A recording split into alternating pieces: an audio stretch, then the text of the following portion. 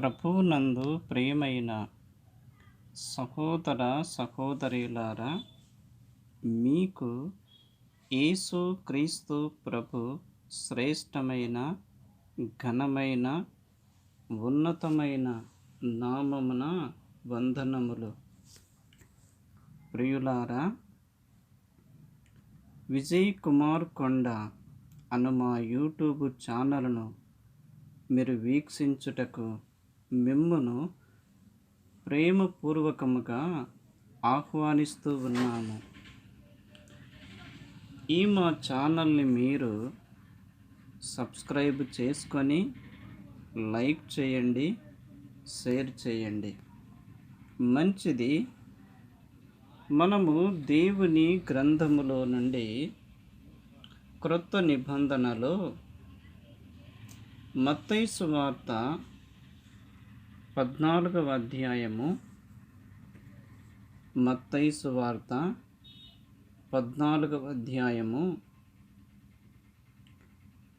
29, 30 వచనాలు మనం చదువుకుందాం. మార్కు సువార్త 14వ అధ్యాయము 29, 30 వచనాలు.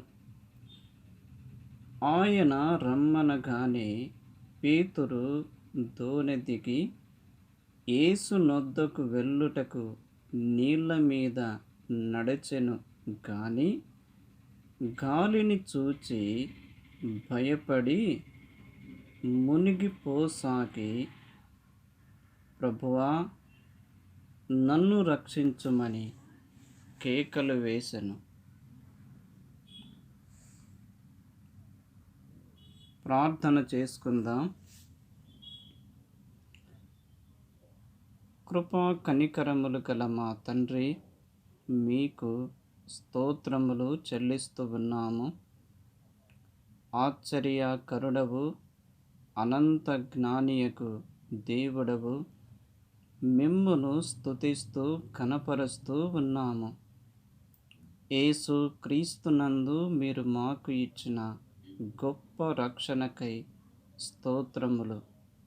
తండ్రి, మీ గ్రంథములో నుండి మేము చదువుకున్న మీ మాటలు దీవించండి, మాతో మీరు మాట్లాడమని, మీ వాక్యము ద్వారా మాకు మేలు క్షేమము దయచేయమని యేసు క్రీస్తు నామమున స్తోత్రములు చెల్లించి వేడుకొనుచున్నాము తండ్రి.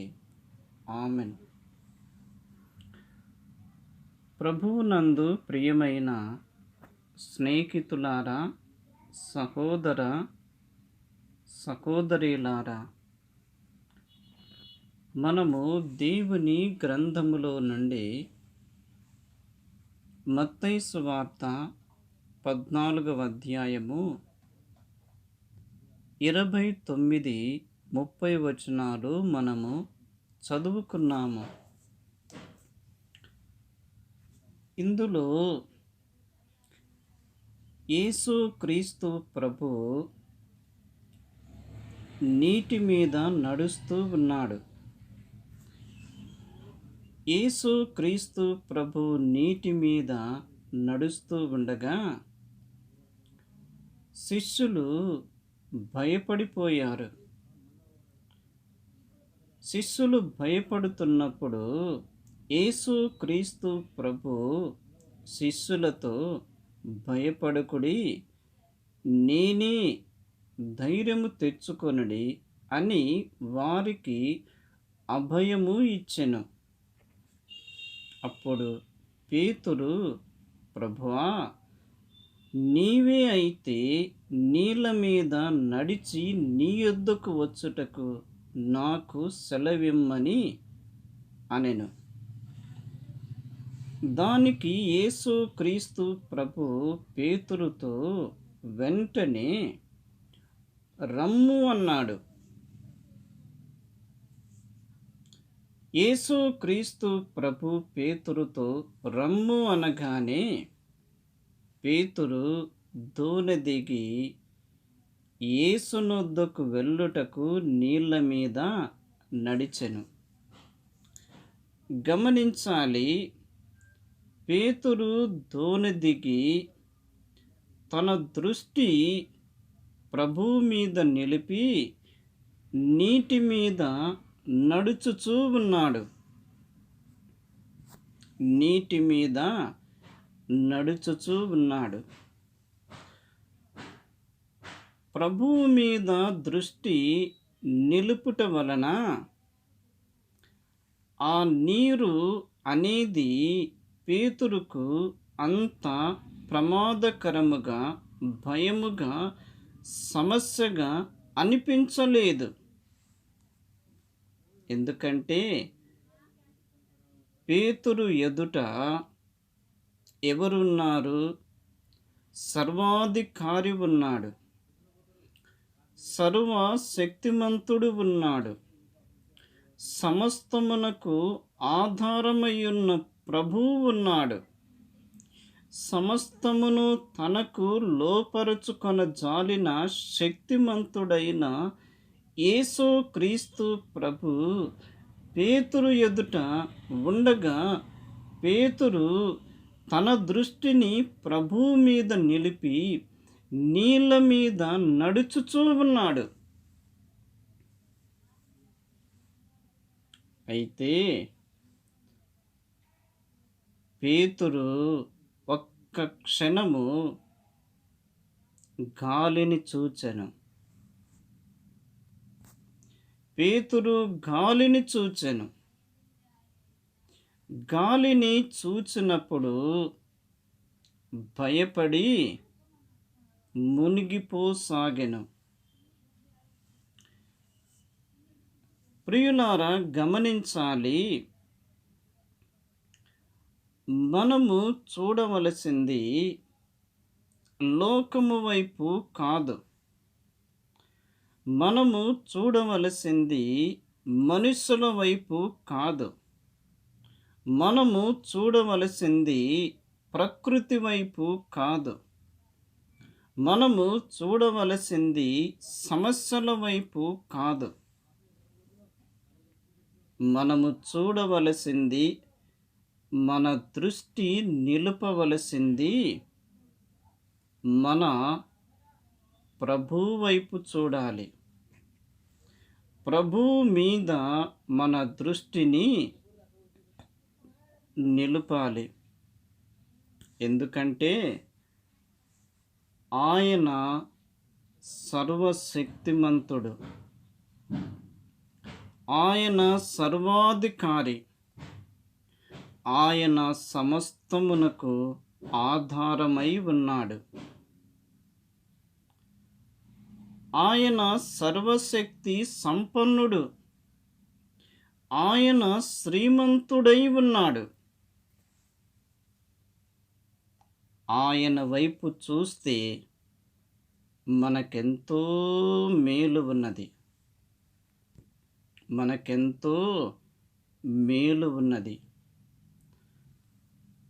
లేఖనములో మనము గమనించినప్పుడు యెషయా గ్రంథము 45వ అధ్యాయము, యెషయా గ్రంథము 45వ అధ్యాయము 22వ వచనం చూడండి. యెషయా గ్రంథము 45వ అధ్యాయము 22వ వచనము. భూదిగంతముల నివాసులారా, నా వైపు చూచి రక్షణ పొందుడి. దేవుడను నేనే, మరి ఏ దేవుడును లేడు. భూదిగంతముల నివాసులారా, నా వైపు చూచి రక్షణ పొందుడి. మనము యేసు క్రీస్తు వైపు చూడాలి. ఎందుకంటే సమస్తము ఆయనలో ఉన్నది. ఆయన మనకు రక్షణను అనుగ్రహించువాడు.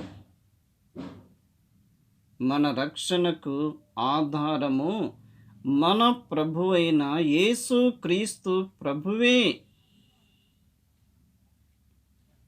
ప్రియులారా,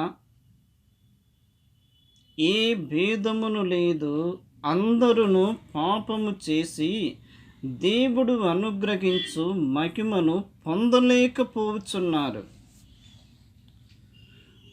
పాపములను బట్టి, దోషములను బట్టి, అతిక్రమములను బట్టి మనము నిత్య నరకాగ్నికే పాత్రులమై ఉండగా, మనలను ప్రేమించి మన కొరకు యేసు క్రీస్తు ప్రభు మానవుడుగా లోకానికి వచ్చి కలువరి సిలువలో నీ కొరకు నా కొరకు బలి ఆయను.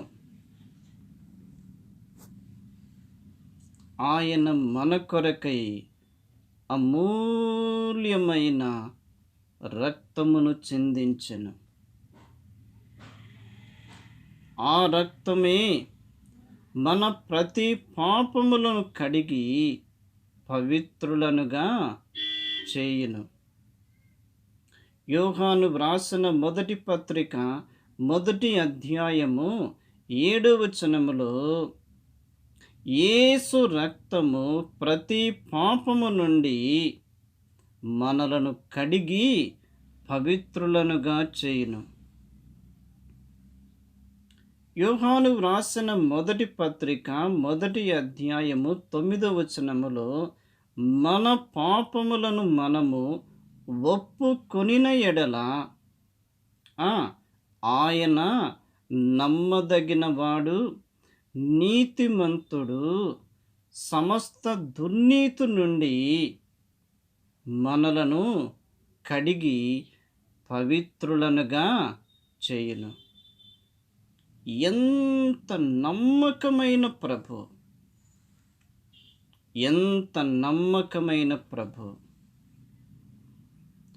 పాపాత్మురాలు యేసు క్రీస్తు వైపు చూచినది, యేసు క్రీస్తు యొద్దకు వచ్చినది,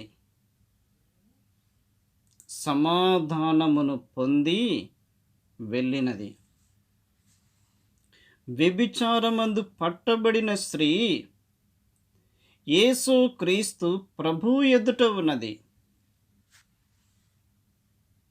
ప్రభు ఆమెను శిక్షించక ఆమెకు నెమ్మదిని, సమాధానము, విడుదలను ఇచ్చి పంపివేశను.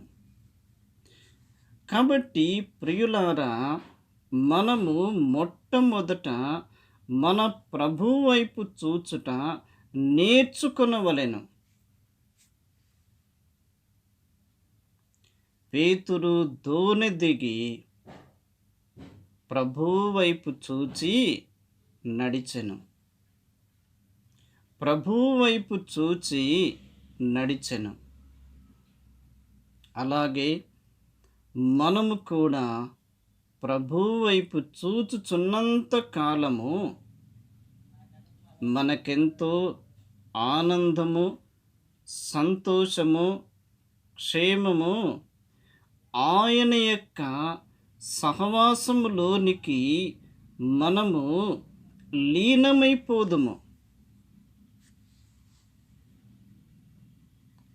కానీ ప్రియులారా, పేతురు ఒక్క క్షణము ఆ సముద్రము వైపు, అలల వైపు, గాలి వైపు చూచాడు. పేతురు గాలిని చూచి భయపడెను. గాలిని చూచుట, ఈ గాలి మన ఎదుట ఉన్న ప్రతికూలమైన పరిస్థితులకు గుర్తు. ఈ గాలి శ్రమలకు, సమస్యలకు గుర్తు. ఈ గాలి ఆర్థిక ఇబ్బందులకు గుర్తు. ఈ గాలి అనారోగ్యకరమైన పరిస్థితులకు గుర్తు. మన చుట్టూ అలల వంటి పరిస్థితులు ఉన్నా, తుఫాను వంటి పరిస్థితులు ఉన్నా, గాలులు లేచుచున్నా, అనగా మన చుట్టూ ఎటువంటి పరిస్థితులు ఉన్నా కూడా మనము చూడవలసింది ప్రభువు వైపు.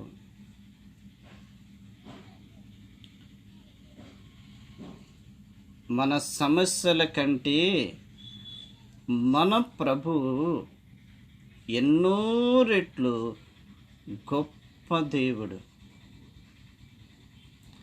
ఆయన వైపు చూచినప్పుడు ఈ సమస్య చాలా చాలా చిన్నదిగా కనిపిస్తుంది.